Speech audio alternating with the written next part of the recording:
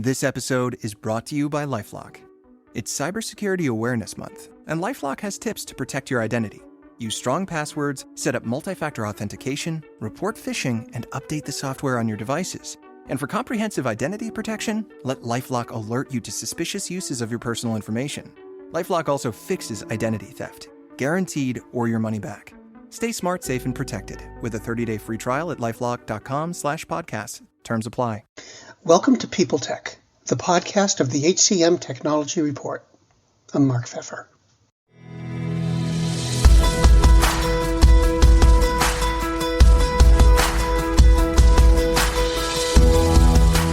My guest today is Nancy Miller, the Director of Talent Technology Solution Design at the staffing firm Atrium. We're going to talk about contingent workers, what they want and what employers should expect, and more on this edition of People Tech. Hey Nancy, it's great to meet you. So you've seen a lot go on during your time in the business. What do you think are some of the most important or significant developments regarding contingent workers that you've seen over the past years? Yeah, I think when I think back to when I started in the industry, and I hate to say this out loud, but more than 20 years ago, the contingent workforce industry was really just thought of as I need to fill a gap or a hole. I've got a receptionist going out for, maternity leave and I need somebody to backfill, right? It was kind of that I need a temp mentality. And over the years, as companies have started to utilize more contingent labor, just seeing the industry evolve. And, I think most recently it's, predicted it'll be at least 50% in the next few years. And you're definitely seeing that, especially post-pandemic. And it's really become contingent workforce is more of a strategic part of a company's workforce versus, hey, I just need a temp to cover for a few months for somebody's leave. So it's gone from, just filling a hole to really being a strategic part of the workforce, which is quite a change over the last 20 plus years. How'd that happen and why did it happen? Yeah, so I think, there's a few drivers behind that. I think as we've seen the job market in general, have some up and downs. I think of the Great Recession, thinking back to how that changed companies' perception of how do I make sure that I have a flexible workforce. I think companies always thought about how do I scale up and down, but that was a very, very drastic up and down. And even thinking back, just how much COVID has pushed us forward in many areas, and contingent usage for sure has pushed it's pushed the industry forward quite a bit. And when I think about the scaling up and scaling down of contingent workforce during that time as well, we saw such great variance in usage, and so I think companies are starting to say more and more, how can I utilize my workforce more strategically? And that thought process has continued, over the last, 20 plus years, right? I also think that with technology, especially you've got this work from home happening or really work from anywhere, there's just a greater access to different types of talent. And so there's different ways to engage with those folks that's very different just from your traditional staffing. And so there's an awakening happening to say, hey, there's different ways that I can get work done versus just having perm staff and then, having these folks that are my temp staff. And then I also think about just, technology and the access to those workers, right? Back in the day, you had to have a local staffing company that had, candidates that were local to you. That's where you went for your talent. Now you can use a marketplace. You can even engage yourself with talent. You can work with staffing suppliers in different parts of the world as well. So as we become more of a technologically advanced and remote world in general, how we access talent has gone along with that as well. Right now there's a lot of talk about the Great Resignation, which seems to be turning into the Great Return. But the Great Resignation represented a shift in the labor market's dynamics. So employers have had to work harder, for one thing, to find people. I know there's cycles, that this is all cyclical, but do these new dynamics have staying power, and specifically staying power with the contingent workers? I definitely think so. And I think about, we talked a little bit about direct sourcing, right, as part of this as well. And feel free, Mark, to cut that out if you want to. But when I think about the access to information about companies and work environments, and obviously the rise of social media. Um, I think that when you're looking at a role and you come into a company, you can find out beforehand, anything about, your boss, for example, your team, the company, the work environment, the culture, et cetera. And then if, you're not feeling it, you can go and find out something about another company. And so there's so much access to information. And I think that, the way that people have started to think about work post-COVID has changed dramatically as well. And I definitely experienced this myself. And I think that going through a pandemic, which is something, we hadn't seen in 100 plus years, really shook us up from a psychological perspective and had people thinking differently about how do I want to live my day-to-day life. So, if I'm not happy in a job, if it's not fulfilling my needs, I think people just started to say, hey, I want to have that more meaningful experience day to day. I think that people, again, going back to being able to see what it might be like to work in another company, branding, social media, all of that information available. I don't see that going away anytime soon. If you talk to employers, they tend to talk about contingent workers as really happy people because they have flexibility, and they have they're more likely to work who they want to, and all of that. Is that true? I mean, are contingent workers really that happy? I mean, or are they looking for a full-time job? Yeah, I think if they were, everyone would be right. That's the secret sauce. There definitely is some flexibility that comes with contingent workforce, and I'll kind of put them into two buckets. One is thinking about independent consultants. So there was a big increase in company filings during COVID and just post-COVID, really for people who are filing as independent contractors and establishing their own business. So those are the people who said, "Hey, I've got a skill." And I want to work when I want, where I want, and I feel like I can market that skill. And I feel like those people do have a greater satisfaction because of that flexibility. I think you're also going to have those individuals who, are still kind of on your typical contract roles, right? Whether it be someone who's a project manager or someone who works in a call center, and those people, that varies. Some do like to, maybe work for 6 to 8 months and then have a month off and then maybe go back to a different assignment, or, they like to bounce around from company to company if the opportunity is there.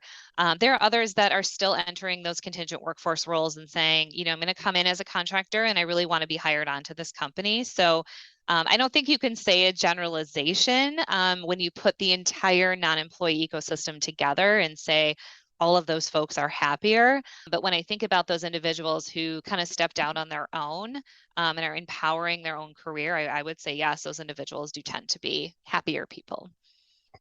What about the people who are both? They have a full-time job, but then they need a second job, so they have they're driving for Uber, or just taking a part-time shifts at the grocery Yeah, store. Can yeah. you talk about that?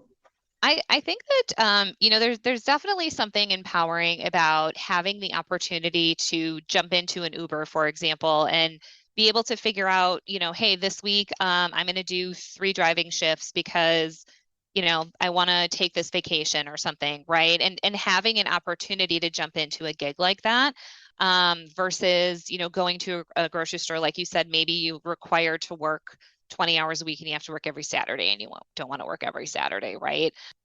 So I think there's some empowerment to having choice in the opportunities that you can take that, didn't exist, even really 4 to 5 years ago. Those workers, those full-time and contingent workers, aren't they tired? Aren't they feeling kind of put upon because they're working more Yeah. than the usual amount? Yeah, 100%. And I think that's where, if you have a full-time employee that feels like they have to go get a part-time job to make ends meet, I think as a company, that's where you should be worried. And that's where, as we were saying, the Great Resignation comes into play. It might be very easy for that person to find out that there's a similar company in a similar role and, they're paying, 50% more. Hey, I don't need my part-time job anymore. So yeah, I mean, definitely don't think that's an ideal situation. Um, so if you were talking to some corporate leaders, um, what would you tell them the role of contingent workers should be for them? And, how do you think that's evolving as we move into, the future? Mhm. Yeah, I definitely think that they should take a long, hard look at how they're using their contingent labor currently and whether or not that's meeting their needs. Are they able to meet their strategic business objectives with the labor force that they have? And that could include full-time as well, right? And really looking at your mix. There are some organizations I would say maybe are too heavy on the contingent side, right? And maybe they're experiencing some turnover and that's impacting productivity. Or maybe they're outsourcing and that company doesn't have the level of expertise that an in-house team might have, for example. So I think that they need to take a look at their workforce mix as a whole. I also think that engaging with their workforce planning team or having someone come in to help them with workforce planning is becoming more and more critical. Again, talking about being able to be, scaling up and scaling down with contingent workforce. I think they really need to think strategically about how they're going to use it, when they're going to use it, and be able to look at their business with their workforce planners and say, okay, if we want to achieve these objectives, what type of workforce mix do we need to achieve these objectives? Faith in the news media has been challenged, making it even harder to get stories told. The Friday Reporter podcast was created to help audiences better understand the media by hosting journalists who will answer the questions to which we need answers. Join me every Friday to hear more. Let me shift gears a little bit. Usually, or traditionally, it's been HR deals with bringing on full-timers and procurement deals with bringing on contractors. Those worlds are starting to mesh and overlap. So Yeah. what's going on there, and where do you think it's going to go, especially on the HR side? Yeah, I love this question, and I'm probably a little bit biased because I led a contingent program that was part of the HR department for 6.5 years. So, I certainly will probably always lean on the side of having it sit in HR. But in all honesty, I think this is where it belongs. I don't think contingent labor is a commodity. I don't think it should ever have been treated that way. Although I understand, there's a lot of pieces of it that seem like they should sit with a purchasing department or procurement department. But really it's people, right? We're talking about people and we're talking about workforce. And if there are HR departments that still say, hey, we don't deal with our contingent workforce, HR just deals with our permanent in-house workforce, they're missing the boat. I really think. And I do see a lot of companies that are having HR, specifically TA, start to own those contingent programs. And I think that's the right move. You can't not look at it holistically and expect to have those results. And how are solutions providers doing with all this? The people that make the HCM platforms or the talent acquisition platforms, those things are really had been designed for full-time workers.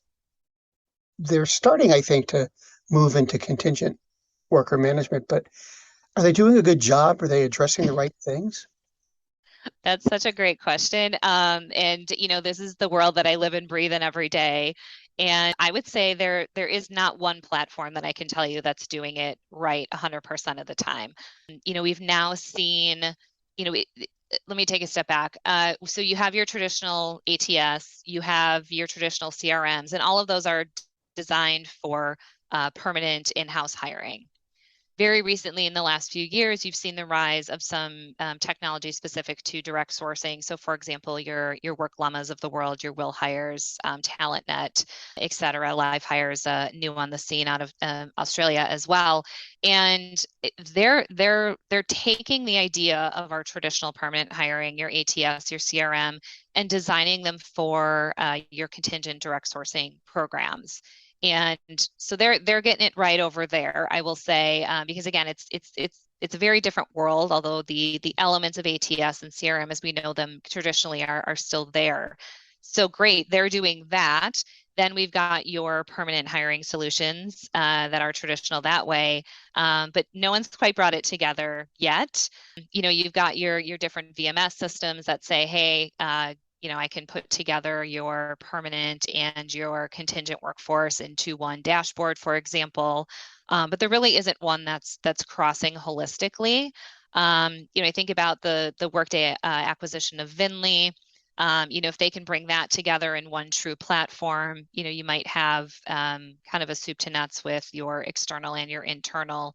But again, I would say that there's no one technology that's doing it all. Well, Nancy, thanks very much for your time today. It was great to meet you and talk to you. You as well. Thanks, Mark.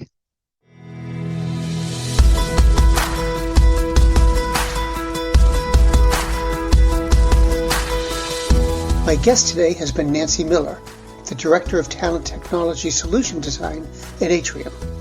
And this has been People Tech, the podcast of the HCM Technology Report. We're a publication of Recruiting Daily.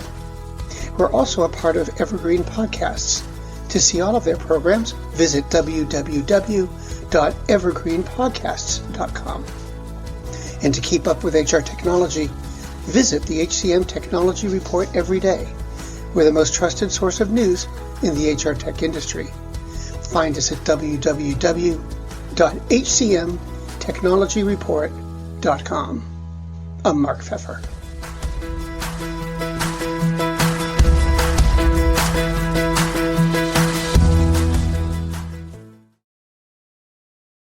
The world's best-known investor and Wall Street expert Warren Buffett once said, "Wall Street is the only place that people ride to in a Rolls-Royce to get advice from those who take the subway."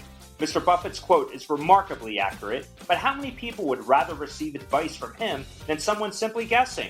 Welcome to Buy, Hold, Sell, your single source for Wall Street knowledge and profitable guidance. Please join me, Todd Schoenberger, and fellow trader Tobin Smith, as well as host Veronica Dudo, for a podcast known to move the needle for investors. Tobin and I are seasoned Wall Street executives with deep investment experience, and we are prepared to share our advice to those who choose to listen. Download Buy, Hold, Sell today on the Evergreen Podcast Network or your favorite podcast channel. Welcome to Don't Retire, Graduate, the podcast that asks you what you want to be when you grow up so you can graduate into retirement with a purpose and a passion, whether you're 25, 85, or any age in between. Gain actionable financial and mindset tips from your favorite authors, podcasters, and influencers to help you reach that exciting next chapter. Listen now and start building your path to financial freedom and reframing what retirement can mean to you. This is your host, Eric Brotman, reminding you, don't retire, graduate.